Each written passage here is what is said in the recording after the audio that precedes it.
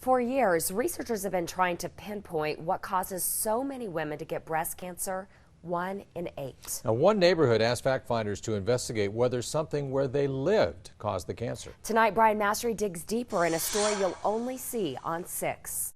I was diagnosed with triple negative breast cancer in December 2010.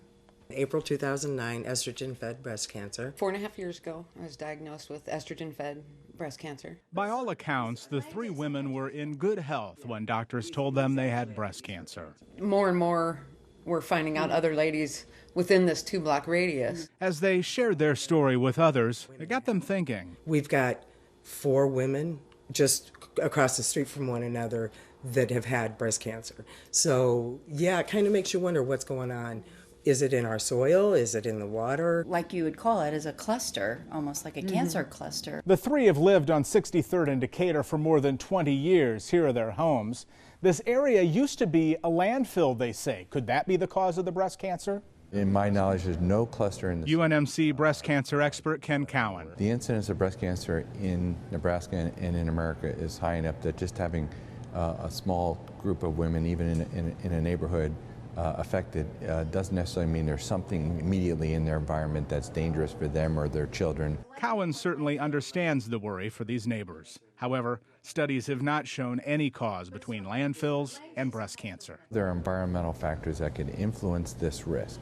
We just don't know, and researchers have not figured out what those are. For the neighbors, that's comforting to hear, since they worry about their children who grew up here. But that still won't stop them from trying to figure out why they got breast cancer. Right now, their energy is on Carolyn. Her cancer recently came back. I still feel very hopeful. I have faith that we'll get through this part of it.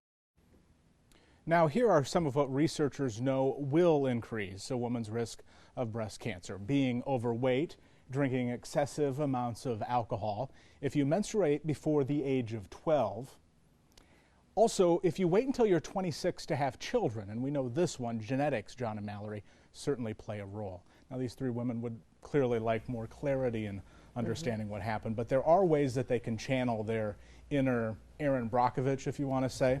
I'll outline some of those options, as well as who actually records some of this data and keeps track of it, where you can look. I'll outline that tomorrow during Daybreak. But they're all incredibly brave for speaking out and sharing their story with us And tonight. we just want some answers. All right, thanks, Brian.